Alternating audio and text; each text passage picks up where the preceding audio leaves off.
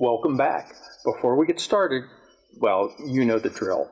Like, subscribe, comment, share, all of which can be done down below. If you do, you'll feel better about yourself, and I will be very grateful. Mahalo.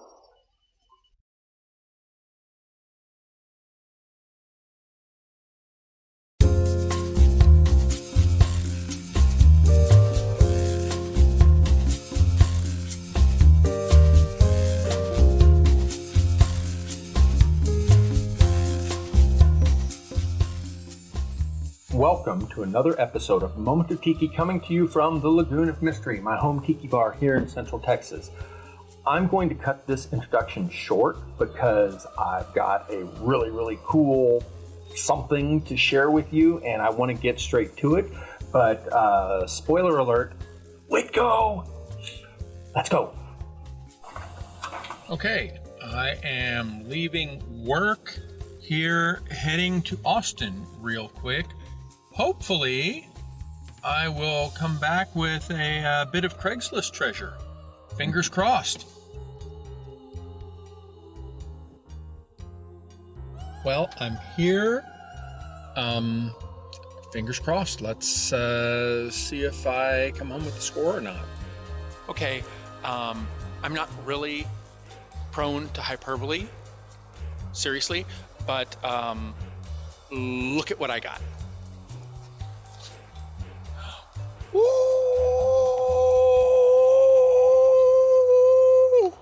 Okay, time to load up, and we're heading back home.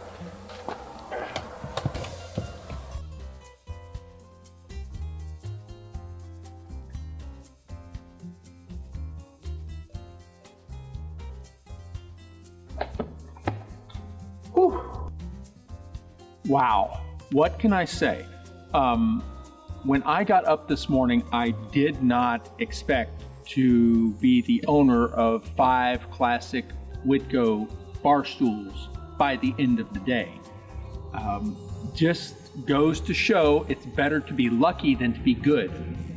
I got the Craigslist alert this morning about 9:30. And here's the thing, it wasn't my Witco alert. The people who were selling these did not know they were Witco. They had them listed as mid-century Hawaiian bar stools. That's probably the only reason why I have them now, because I have a Craigslist alert set up for Hawaii and Hawaiian. That's what tripped it and sent it to me. Otherwise, there would have been 500 other people in the Austin area would have jumped all over this had they known there were Witco stools available. They are in really ratty condition. They've been stored in a garage, uncovered, unprotected for the better part of the past decade. There's spider webs, cobwebs, dirt, there's mud dauber scars. They're really filthy, but they are intact and they will clean up nicely. They have been reupholstered at some point. This fabric here, it's not original. As far as I know, all the Witco stools initially shipped with either black or orange vinyl seats. And this fabric on top is really coming apart at the seams. It's not in great shape, but you know what? We can deal with that. We can reupholster it, and these are going to look fabulous. So let's get to it. These stools, as great as they are, as excited as I am to have them, have been stored for the better part of a decade in a dirty garage, and it shows. They are dusty, they are dirty, there's spider webs, there's dust caked on here. And before we can do anything with the restoration, we have to clean it. Now, various folks have volunteered advice on how to do so, but I am going to fall back on the advice Heather Pleasant of Pleasant Tiki gave me a couple years ago when I restored the Witco wall planter that I found, is that warm soapy water will do a good job of cleaning, and it will not hurt the wood. So that's what I am going to use here. It takes some effort to get into all the various nooks and crannies, but it's worth it.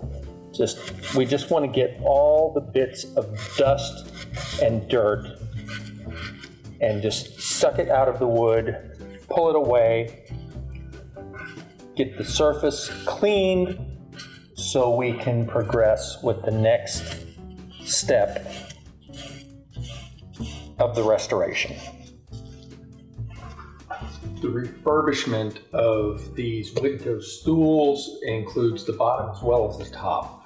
The footer furniture glide that are original to this Witco stool, they're metal, they're scuffed, they are rusty, and they have been pounded into the wood by decades of fat people's butts sitting on top of it. So these need to be removed and replaced. To do so, I'm just going to have to muscle it out. I'm using a regular flathead screwdriver, going to dig into the wood until I get under the lip of the glide, and then I'm just going to use the screwdriver to pry it up. These are embedded pretty freaking deep in there.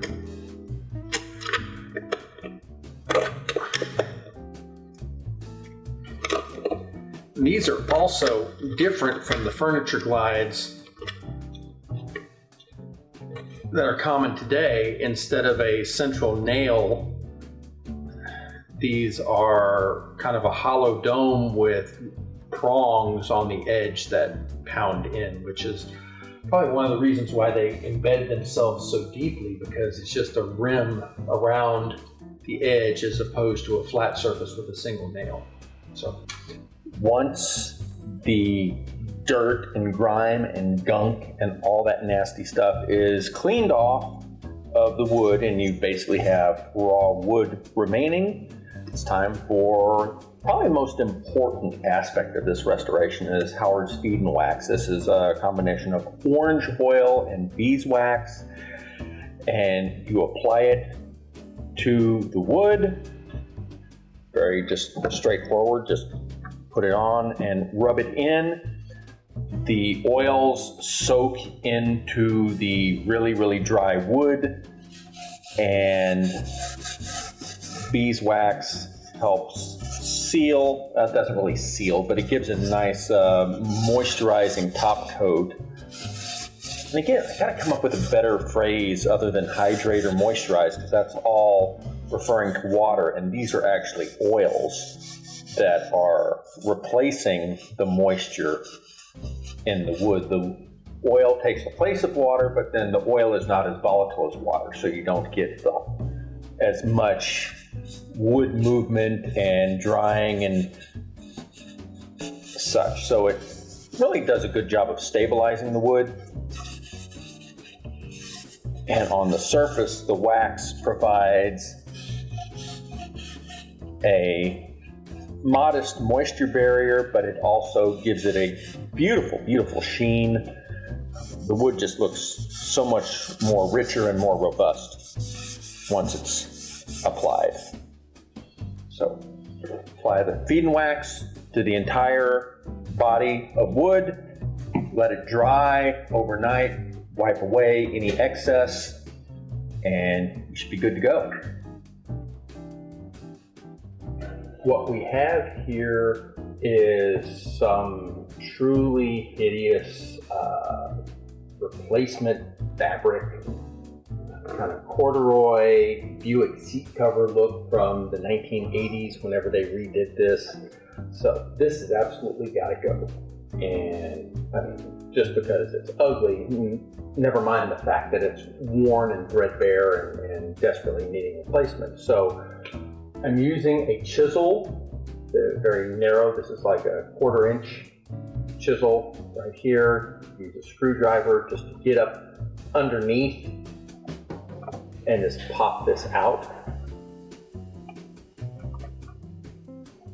Because if you recall my Krypton bar episode, where I restored the Krypton bar, you'll know that my arch nemesis in life is staples. And guess what this is attached with? If you said staples, you would be correct.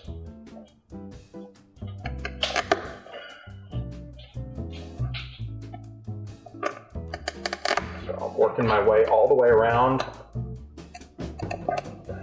Pull this fabric staple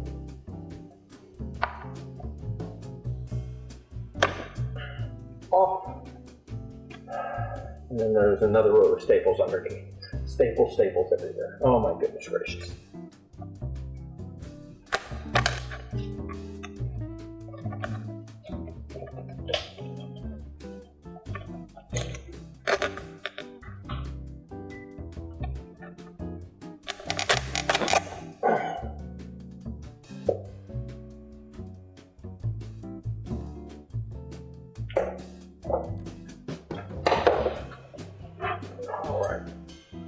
So this is a staple strip that went over to cover the raw edge, but now we have more staples on here holding the fabric onto it.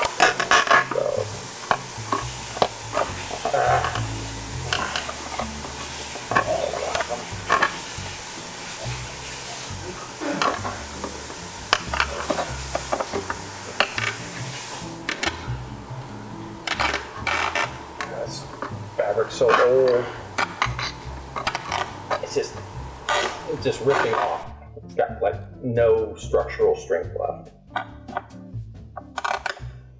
Yeah. Oh, and what's nasty? The foam rubber inside is completely degraded. It is broken down into a fine dust that is coming out everywhere. It's sticky and clumpy and just everything's got to be replaced. The cushion, the fabric, the staples, everything. So with the last of the staples removed, we can finally pull off this atrocious Buick seat cover. And ew, geez, the batting on here is just nasty. Let's see if we can get this cushion off. Oh. This is bizarre. The latex foam rubber has either been glued on or has melted on. It seems like it's been melted on by heat and age and butt pressure and stuff. So I'm going to use this chisel, this larger chisel, to pry it off the top of the seat. Oh God, this is nasty. It's just crumbling everywhere. It's simultaneously powdery, grainy, and sticky. And this is gross. And there we go. Whew. All right, now we need to replace the cushion. That was long and tedious, but now we have the old cushion removed. All the staples have been pried out of the wood, and it's time to focus on replacing the cushion. Now, what I'm going to do is use leopard print. You see it here, a type of leopard print fabric. Most of the Witco stools of this nature were shipped either with orange or black vinyl seat covers, but Witco did have other furniture that they shipped using leopard print. So that's what we're going to go here. That's going to fit our aesthetic up there in the interior tiki bar fairly well. So first thing we need to do is measure. This is 11.5, and it's pretty square, so it's 11.5 on all sides. So the fabric we're going to cut has to cover 11.5 inches, but the cushion that I'm using is 3 inches thick. So we have to have 11.5 inches to a side plus 3 inches on each side. So that's an 11.5 plus 6. So that's 17.5. But that will only cover the cushion. It won't extend down to the wood where we need to anchor it. So we have to add an additional inch to each side. Is this making any sense at all? So 11.5 to the side plus 6 inches for 3 inches to both sides plus 2 inches, 1 inch to each side.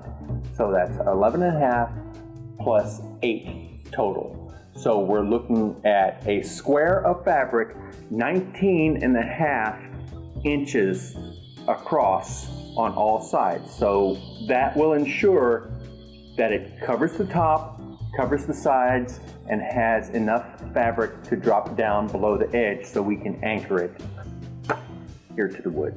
That makes sense? I hope so. For this next step, I enlisted the help of my wife, who's much better at sewing than I am.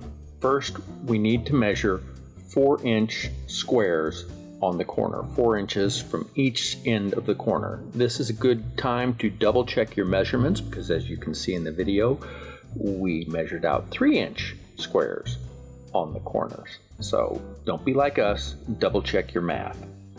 Once you have your squares drawn on the corners, fold the corners over so both lines match up. They're going to be overlapping. The corner will form a triangle when you fold them over. Now, sew along the line so that it forms a single seam where you've drawn the 4-inch mark. Curve inward slightly on the final 1/2 inch. This gives your seam and the final seat cover a more professional, rounded look. With a pair of scissors, cut away the triangle parallel to the seam. Make sure you cut on the outside edge of the seam. Now, foam rubber isn't the easiest, the most cooperative thing to work with, but it's still possible. For the cushion, because the old cushions were nasty, I need to cut it square to fit on there. So take a Sharpie and mark along the line that you need to cut. Scissors don't really work unless you have a dedicated foam saw. A bread knife is probably your best bet. You want it to be serrated because you're going to slice it. You're going to drag the knife along your guideline, and you're just going to slice. You're not sawing, you're just pulling along that cut, going deeper each time. The main thing you want to do is ensure that the blade stays vertical. So you get a nice, straight, even cut.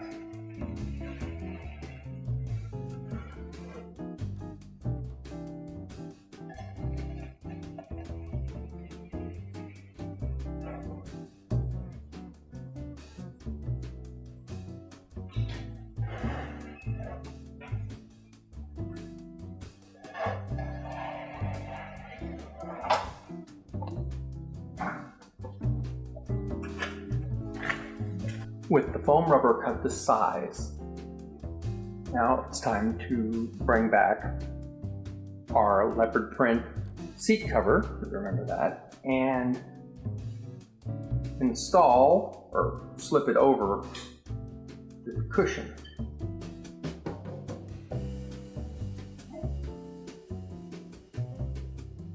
Since the cushion was cut and stitched to fit top of Witco stool, the cushion itself slips right in there. Now we set it over the top and slide the edges of the fabric over the stool. Now, you notice along here are the scars left by the previous staples.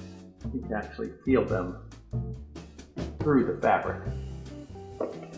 So what we're going to do now, and some of you are going to laugh because we're actually going to use my nemesis, staples, to attach the fabric onto the Witco stool.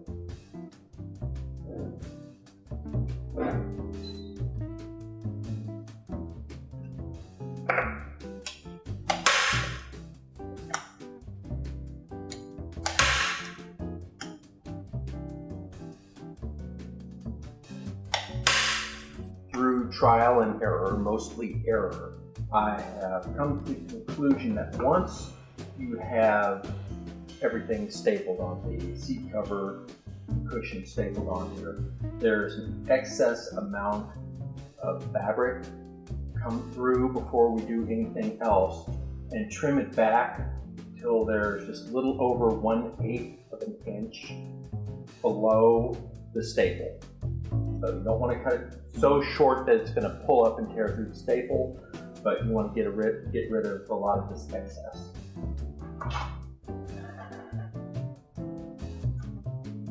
And it is easier to do now than later.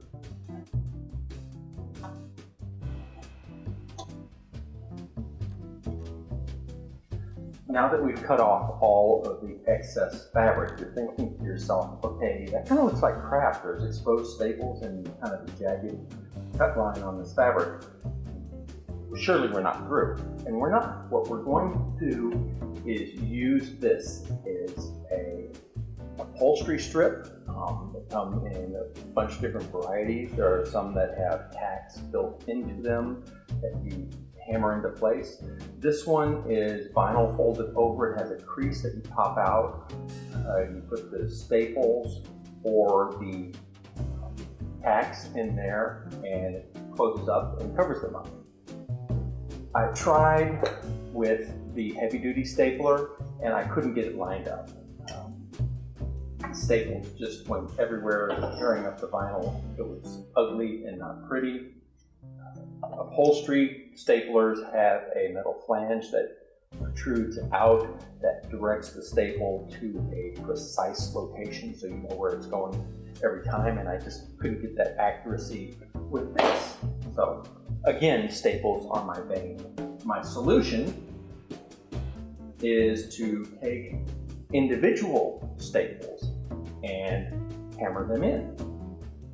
Yeah, I know. If it sounds tedious, that's because it is. So take the upholstery strip, and you need to use your fingers and feel where the top of the Witco stool runs, and line it up. Peel the crease open so you can position the staple, and tap it in place with a hammer. And repeat about 100 times. Just space them out. You want to get a good, even hold so you don't have any weak spots that are going to tear loose and unravel. But yeah, this is the way you do it. Or at least this is the way I do it. Professional upholsterers will have the upholstery stapler and just go bam, bam, bam and be done. For us regular folks, it's manual labor. Once you've gone all the way around with the upholstery strip, line it up with where you started. Very sharp pair of scissors, and slice it evenly. For this purpose, you have the seam back here. I started on the back side of the stool. Not sure if that's good or bad. It would be better on the corner, but I'm thinking the back. It'll be more obscured and less noticeable. staple, line it up with the other end you have, and tap into place. There we go. All the way around, anchored, secure. Looks pretty good, I think. And that's a wrap. Here I have the biggest score of my Tiki mid-century thrifting, Craigslisting life. It's just astonishing. The stools have cleaned up so well. They look so good. I am so happy with the results. They're, not going to pass for showroom new, but at the same time, considering how dull and dirty and just neglected they were, the transformation is outright astonishing, and I'm so happy. It was fairly easy throughout, just very time consuming, but it's within reach to everyone out there. I can do this, you can do this. The trick, of course, is to find the Witco pieces in the wild. The only advice I can give on that is to be like a shark. And by be like a shark, I don't mean, bite big chunks out of people and leave bloody terror wherever you go. I mean, be always on the lookout for opportunity. Just be alert, and when you see that opportunity, pounce on it. It doesn't come around that often, and if you hesitate and debate, somebody else is going to swoop in and grab it from you. So just be patient, keep a lookout, keep your alerts on all the Craigslists and all the secondary thrift markets and everything else, and when you see your chance, take it. And from here at the Lagoon of Mystery, until next time, aloha.